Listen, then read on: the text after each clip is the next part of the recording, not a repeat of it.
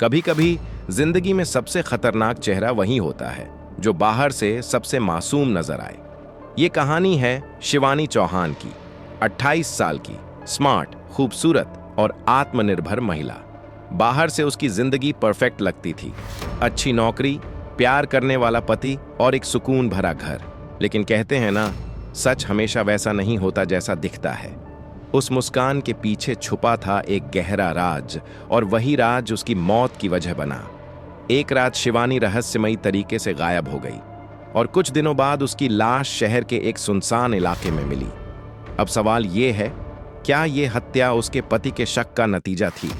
क्या social media पर बनी उसकी दोस्ती ने उसे मौत के करीब पहुंचा दिया, या फिर ये सब किसी बहुत ही करीबी का खेल था? आज हम आपको सुनाने जा रहे हैं शिवानी चौहान मर्डर मिस्ट्री, एक ऐसी दास्तान जो आपको सोचने पर मजबूर कर देगी कि भरोसा आखिर किस पर किया जाए। दिल्ली की भीड़भाड़ और चमक के बीच रहने वाली 28 साल की शिवानी चौहान हर किसी के लिए एक मिसाल थी। स्मार्ट, खूबसूरत और आत्मनिर्भर। MBA करने के बाद उसने एक नामी कंपनी में नौकरी शुरू की थी। ऑफिस के लोग कहते थे कि शिवानी जैसी लड़की खुद अपनी दुनिया बना सकती है। शादी को 5 साल हो चुके थे। उसका पति अमित चौहान प्रॉपर्टी डीलिंग का काम करता था। बाहर से देखो तो उनकी शादी खुशहाल लगती थी, लेकिन अंदर से सब कुछ वैसा नहीं था। अमित अक्सर काम के सिलसिले में बाहर रहता, मीटिंग्स और टूर उसके जीवन का हिस्सा थे। इस बीच शिवानी का अकेलापन बढ़ता गया। वो बाहर से हमेशा मुस्कुराती रहती, लेकिन अंदर से टूट रही थी। अपने खालीपन को भरने के लिए उसने सोशल मीडिया का सहारा लिया। फेसबुक और इंस्टाग्राम पर उसकी तस्वीरें और पोस्ट पर सैकड़ों लाइक्स आते। इसी दौरान उसकी मुलाकात हुई राहुल मेहरा से। राहुल 32 साल का सॉफ्टवेयर इंजीनियर, स्मार्ट और हाजिर जवाब। शुरुआत में बस हल्की फुल्की बातें हुईं, लेकिन धीरे धीरे चैट लंबी होने लगी। राहुल उसकी तन्हाई समझता था। जब भी शिवानी उदास होती, राहुल उसे दिलासा देता। धीरे धीरे ये रिश्ता और गहरा होता गया। रात को जब अमित बाहर होता तो शिवानी घंटों राहुल से बातें करती, चैट, कॉल और फिर मुलाकातें। अब ये रिश्ता एक राज बन चुका था, लेकिन राज ज्यादा दिन तक छुपता नहीं। अमित ने नोटिस करना शुरू कर दिया कि शिवानी का व्यवहार बदल रहा है। देर रात तक ऑनलाइन रहना, बातों को टालना और अचानक दूरी बनाना, इन सब ने अमित का शक और गहरा कर दिया। कई बार उसने सवाल किया, तुम हर वक्त फोन में क्यों लगी रहती हो? आखिर किससे बातें करती हो? शिवानी हर बार बहाना बना देती, ऑफिस का काम है, तुम हर वक्त शक क्यों करते हो? लेकिन शक का बीज अब जड़ पकड़ चुका था। 15 मार्च 2022 की रात सब कुछ बदल गया। ऑफिस से लौटते वक्त शिवानी थोड़ी परेशान दिखी। CCTV फुटेज में वो किसी से फोन पर बात करती नजर आई और फिर लिफ्ट में चली गई। रात 9 बजे उसने अपनी सहेली पूजा को कॉल किया और कहा, तू सोच भी नहीं सकती मेरी लाइफ में क्या चल रहा है, लेकिन मैं सब संभाल लूंगी। इसके बाद रात 11 बजे उसका फोन हमेशा के लिए बंद हो गया। अगली सुबह नौकरानी आई तो उसने देखा कि फ्लैट का दरवाजा आधा खुला हुआ था। अंदर का सामान जस का तस पड़ा था, लेकिन शिवानी कहीं नहीं थी। पति अमित उस वक्त जयपुर में था। जैसे ही उसे खबर मिली, वो तुरंत दिल्ली लौटा और थाने में रिपोर्ट दर्ज करवाई। मेरी पत्नी कल रात से गायब है। अब सवाल उठ चुका था, शिवानी कहाँ गई? क्या वो खुद किसी के साथ चली गई थी? क्या उसे जबरदस्ती कहीं ले जाया गया था, या फिर उसकी जिंदगी में कोई खतरनाक खेल खेला जा चुका था? पुलिस ने केस को गंभीरता से लिया। सबसे पहले जांच शुरू हुई शिवानी के घर से। न दरवाजा टूटा था, न जबरदस्ती के कोई निशान थे, लेकिन अजीब बात यह थी कि शिवानी का मोबाइल फोन गायब था। यानी या तो वो फोन अपने साथ ले गई थी, या किसी ने उसे जानबूझकर गायब किया था। पुलिस ने CCTV फुटेज खंगाले। रात 9 बजे तक की रिकॉर्डिंग में शिवानी फोन पर बात करती दिखी, लेकिन उसके बाद कैमरों में वो कहीं नजर नहीं आई। शक की सुई सबसे पहले पति अमित की तरफ गई। पुलिस ने पूछा कि क्या उनके बीच रिश्ते सामान्य थे। अमित ने कहा कि शादीशुदा जिंदगी में छोटे मोटे झगड़े होते हैं, लेकिन ऐसा कुछ नहीं था कि वो अचानक घर छोड़कर चली जाए। मगर पुलिस को ये बात हजम नहीं हुई। उन्होंने अमित से बार बार पूछताछ की, क्योंकि हर मर्डर केस में सबसे पहले शक पति या पत्नी पर ही जाता है।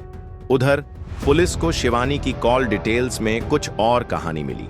एक ही नंबर बार बार सामने आ रहा था और वो था राहुल मेहरा का। अब पुलिस ने राहुल को तलब किया।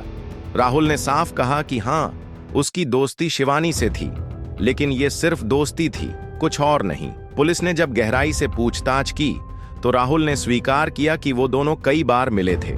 इस बात ने शक को और गहरा कर दिया। इस बीच 3 दिन बीत गए। अमित परेशान था। परिवार वालों पर दुखों का पहाड़ टूट चुका था। लेकिन चौथे दिन अचानक एक फोन आया जिसने सबको हिला दिया। पुलिस को खबर मिली कि शहर के बाहरी इलाके में एक सुनसान मैदान में एक लाश मिली है। तुरंत टीम मौके पर पहुंची और जब शव की पहचान हुई तो वो और कोई नहीं बल्कि शिवानी चौहान का था। शिवानी के शरीर पर चोट के निशान थे, कपड़े अस्त व्यस्त थे और चेहरा इस कदर बिगड़ा हुआ था कि पहचानना मुश्किल हो गया। लेकिन गहनों और बैग से पुलिस ने पुष्टि की कि ये वही शिवानी है जिसकी गुमशुदगी की रिपोर्ट अमित ने दर्ज करवाई थी। अब ये केस गुमशुदगी से हत्या में बदल चुका था और शहर की फिजा में बस एक ही सवाल गूंज रहा था, आखिर शिवानी की हत्या किसने की? क्या ये पति अमित का शक और गुस्सा था? क्या ये राहुल के साथ रिश्ते का अंजाम था या फिर कोई तीसरा ही खेल था जिसके बारे में अभी किसी ने सोचा तक नहीं था? पोस्टमार्टम रिपोर्ट आने के बाद मामले ने नया मोड़ लिया। रिपोर्ट के मुताबिक शिवानी की मौत गला घोंटने से हुई थी। शरीर पर संघर्ष के निशान थे, यानी उसने आखिरी वक्त तक जिंदगी के लिए लड़ाई की थी। डॉक्टरों ने साफ कहा कि ये कोई अचानक हुआ हादसा नहीं बल्कि प्लान बनाकर की गई हत्या थी। अब पुलिस का शक और गहरा गया। सबसे पहले अमित को हिरासत में लेकर पूछताछ की गई। उससे पूछा गया कि हत्या की रात वो कहां था। अमित ने बताया कि वो जयपुर में एक बिजनेस मीटिंग में था और उसने होटल की बुकिंग और मीटिंग की डिटेल्स दिखाई। पुलिस ने जब वेरीफाई किया तो अमित का अलिबाई सही निकला, यानी हत्या के वक्त अमित दिल्ली में था ही नहीं। अब पुलिस की नजरें फिर से राहुल पर टिक गईं, क्योंकि आखिरी बार फोन पर उसी से लंबी बातचीत हुई थी। राहुल से जब सख्ती से पूछताछ हुई तो उसने स्वीकार किया कि उस रात उसकी बात शिवानी से हुई थी। उसने कहा कि शिवानी बहुत परेशान थी और बार बार कह रही थी कि उसका रिश्ता अब खतरे में है। लेकिन राहुल ने यह भी कहा कि उसने शिवानी को कभी नुकसान नहीं पहुंचाया। पुलिस को राहुल की बातें आधी अधूरी लगीं। उन्होंने उसके कॉल रिकॉर्ड्स और लोकेशन खंगाले। लोकेशन से पता चला कि हत्या वाली रात राहुल सचमुच अपने घर पर था, यानी उस पर भी शक कमजोर पड़ गया। जांच वहीं अटक गई। लेकिन तभी पुलिस को शिवानी के मोबाइल का लोकेशन डेटा मिला। आखिरी बार उसका फोन शहर के बाहरी इलाके में उसी जगह ट्रेस हुआ था जहां उसकी लाश मिली थी।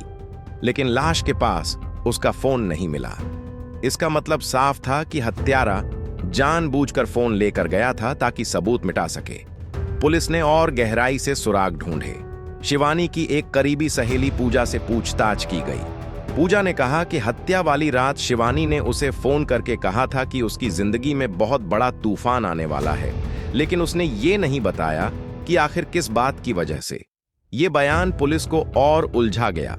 आखिर ऐसा क्या था जो शिवानी सिर्फ इशारों में बता पाई लेकिन खुलकर किसी को नहीं कह सकी?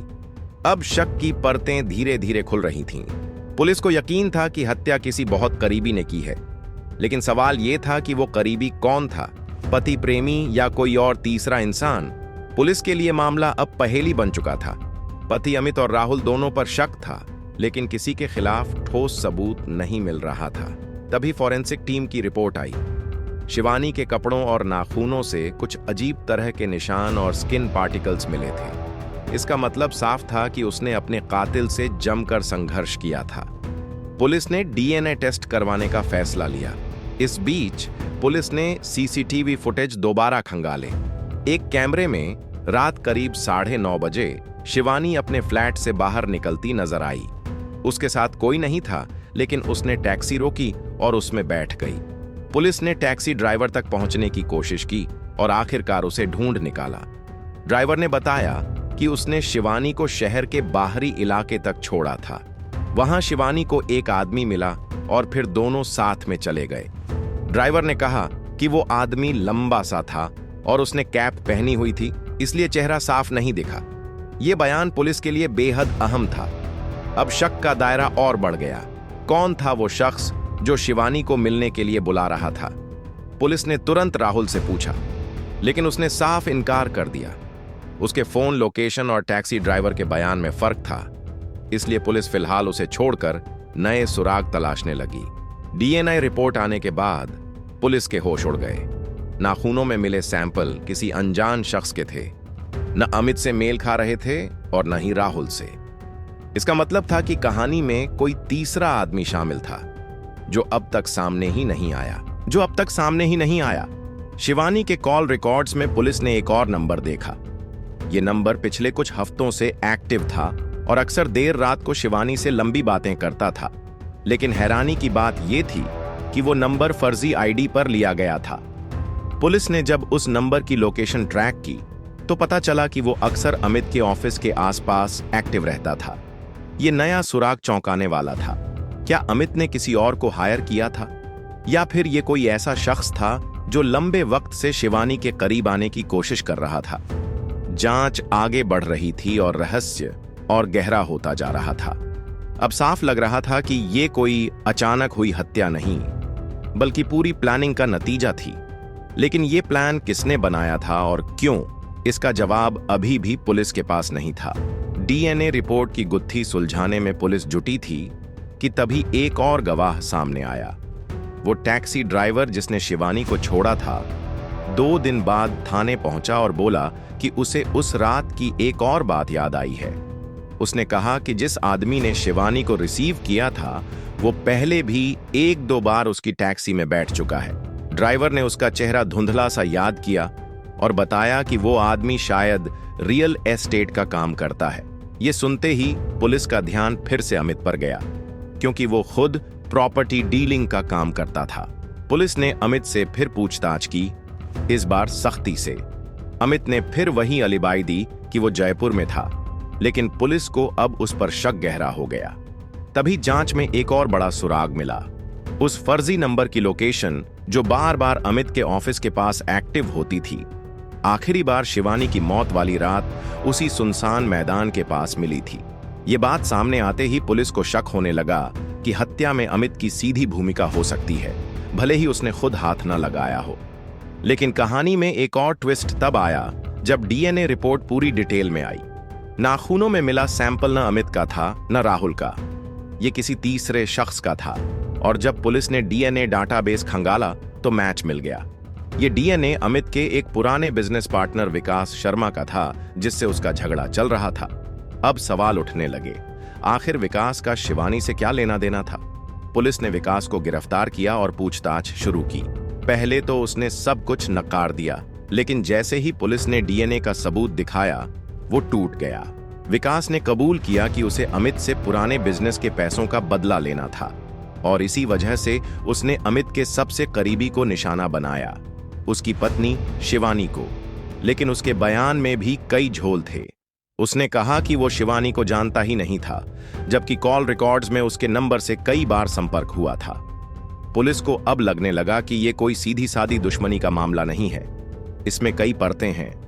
विकास के पीछे कोई और था जो उसे इस्तेमाल कर रहा था, और वो कोई ऐसा शख्स हो सकता था जिसे शिवानी बहुत अच्छे से जानती थी और जिस पर उसे सबसे ज्यादा भरोसा था। अब कहानी अपने असली मोड़ की तरफ बढ़ रही थी।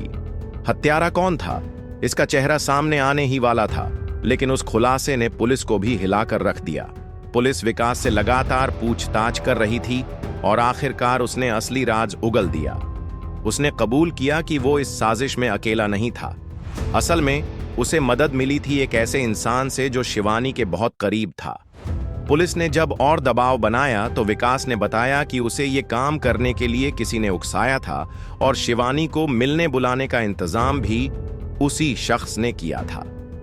पुलिस ने तुरंत कॉल रिकॉर्ड्स दोबारा खंगाले और हैरान रह गई, क्योंकि उस फर्जी नंबर से सिर्फ विकास ही नहीं बल्कि शिवानी की एक पुरानी दोस्त पूजा से भी लगातार बातचीत हो रही थी। पुलिस ने पूजा को हिरासत में लिया और पूछताछ की। शुरुआत में पूजा ने सब कुछ नकारा, लेकिन जब उसके सामने सबूत रखे गए तो वो टूट गई। पूजा ने कबूल किया कि वो लंबे समय से शिवानी से जलती थी।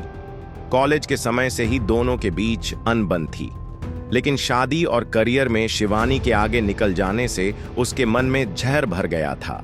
वो बाहर से दोस्ती का नाटक करती रही, लेकिन भीतर ही भीतर बदला लेने की आग में जल रही थी। पूजा ने ही विकास को बहकाया और कहा कि अगर वो अमित से बदला लेना चाहता है तो शिवानी को रास्ते से हटाना सबसे आसान तरीका होगा। पूजा ने हत्या वाली रात शिवानी को फोन किया और मिलने बुलाया। उसने कहा कि उसके पास कोई जरूरी राज है जो वो सिर्फ अकेले में बता सकती है। शिवानी उस पर भरोसा करके निकल पड़ी। टैक्सी से उतरने के बाद वही कैप पहना हुआ आदमी यानी विकास वहां खड़ा था। पूजा थोड़ी दूर से सब देख रही थी। शिवानी को अंदाजा नहीं था कि ये उसकी जिंदगी का आखिरी सफर होगा। विकास और शिवानी के बीच कहासुनी हुई और जब शिवानी ने वहां से जाने की कोशिश की तो विकास ने गुस्से में उसका गला घोंट दिया। पूजा ने सारी घटना अपनी आंखों से देखी, लेकिन उसने खुद हाथ नहीं लगाया ताकि शक उस पर न जाए। बाद में दोनों ने मिलकर फोन गायब कर दिया ताकि सबूत मिट सके, लेकिन पुलिस की चतुराई ने उनके सारे प्लान को ध्वस्त कर दिया। डीएनए, कॉल रिकॉर्ड्स और गवाहों के बयानों ने सारी सच्चाई सामने ला दी। पूजा और विकास दोनों को गिरफ्तार कर लिया गया। कोर्ट में मुकदमा चला और उन्हें उम्र कैद की सजा सुनाई गई। शिवानी के परिवार के लिए यह सदमा कभी न भरने वाला था। वो एक ऐसी लड़की थी जो सबको खुशियां बांटती थी, लेकिन उसी की सबसे करीबी दोस्त उसकी मौत की वजह बन गई। पूरे शहर ने चैन की सांस ली जब यह सच सामने आया कि शिवानी की हत्या उसके अपने ही करीबियों की साजिश थी।